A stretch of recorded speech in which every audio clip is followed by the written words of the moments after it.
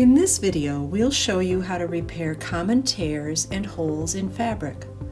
A hole in a garment can be a real showstopper. But does it mean the garment is kaput? No, it does not. This L-shaped tear is a common one. It's characterized by a flap of fabric that can be nudged right back into place. I'll begin by assessing the tear itself and the fabric around it. Now, you don't need to go out and buy new fabric for your patch. You can find materials right around the house. I'll use a piece of this rag. It's a similar weight and color to my shirt fabric, and it should work just fine. My tear is about 2 inches by 2 inches, so I'm going to cut my patch about 3.5 by 3.5 to adequately cover the area of the tear. Next, I'm going to trim away the frayed edges of the tear. This is a design choice. If I were mending a tear in my jeans, I might choose to leave the frayed edges in place for effect. Now we're looking at the back of the shirt. I'll center the patch over the tear and tape it in place. This is just a temporary hold, so Scotch tape should work just fine. Next, I'm going to pin the edges of the tear in place, just so they're not flapping around while I'm getting set up. And now it's time to sew.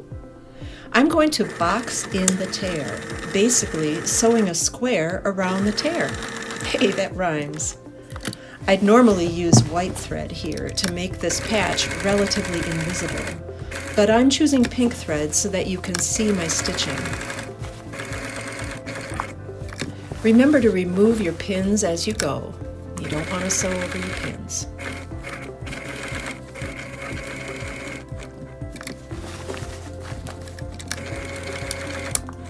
Next, I'm going to sew along the edges of the tear, about 1/4 inch away. The design of your mend is your own. You may choose to stop after this step. That way, with each washing, you'd get a little more fraying, and you'd expose the patch beneath. If you choose to use contrasting fabric for your patch, that could be kind of fun. I'm going to zigzag over the edges of my tear. Using the zigzag on my machine, that'll keep my fraying under control. I'm going right over the edges of the tear, back and forth, back and forth. And just for good measure, I'm going to turn around and go right back over the stitching I just did. Then I'll know my patch is really solid. And there you have it. Now I'll remove that tape from the back and just trim off my patch. I just want to tidy it up a little bit. There it is from the back. And there it is from the front.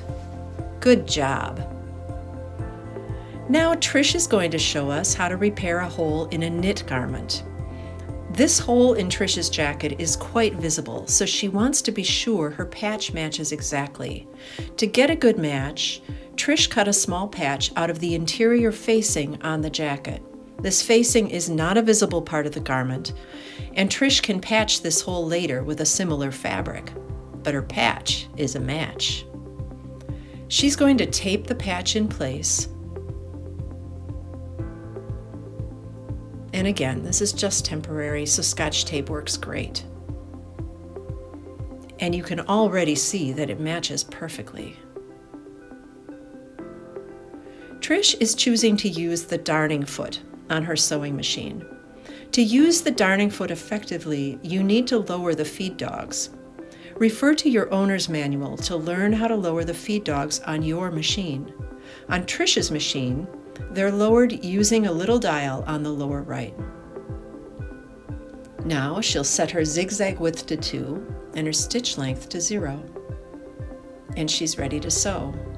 Because the feed dogs have been lowered, she can move that garment in any direction on her machine. She's in complete control.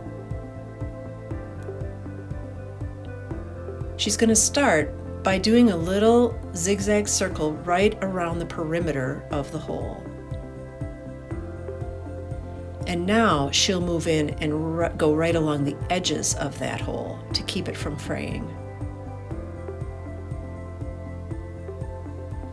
Now, if you don't have a darning foot or you can't lower the feed dogs on your machine, that's okay.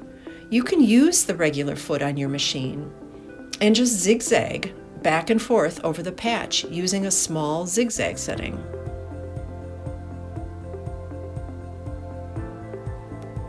Remember to remove the Scotch tape in the back and tidy up the patch. Trish noticed that there were some white threads on the front, so she's going to just trim those away. And there you go. Good job.